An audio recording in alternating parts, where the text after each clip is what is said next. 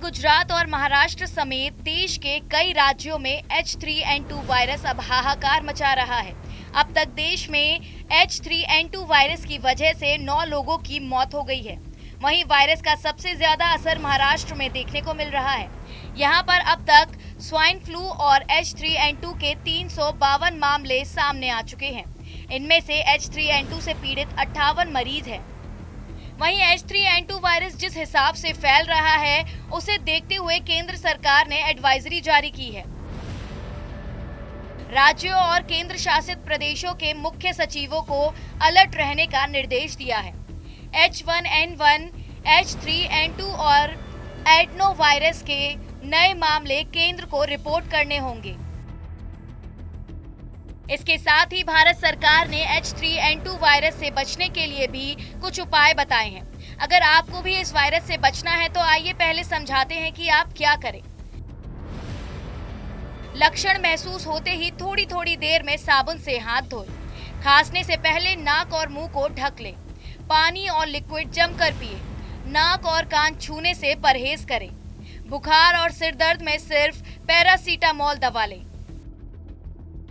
अब आपको इस वायरस से बचने के लिए क्या नहीं करना है, ये भी समझाना बेहद जरूरी है। अगर इसे समझ गए तो शायद इस वायरस को पूरी तरह से मात दी जा सकती है। एक दूसरे से हाथ मिलाने से बचें। पब्लिक प्लेस पर थूकने से बचें। एंटीबायोटिक दवा लेने से पहले डॉक्टर की सलाह लें। दूसरों के साथ एक थाली में खाना खाने से बचें। वहीं केंद्रीय स्वास्थ्य मंत्रालय के मुताबिक लैब में टेस्ट किए गए इन्फ्लुएंजा सैंपल से लगभग 69% में H3N2 वायरस पाया गया। 14% सैंपल्स में इन्फ्लुएंजा बी विक्टोरिया वायरस मिला। 7% में इन्फ्लुएंजा ए H1N1 वायरस पाया गया। H1N1 को आम भाषा में स्वाइन फ्लू भी कहा जाता है। मंत्रालय का कहना है कि मार्च एंड से H3N2 वायरस के मामले कम होने लगेंगे। उधर देश में कोरोना के बढ़ते मामले फिर से लोगों को डराने लगे हैं।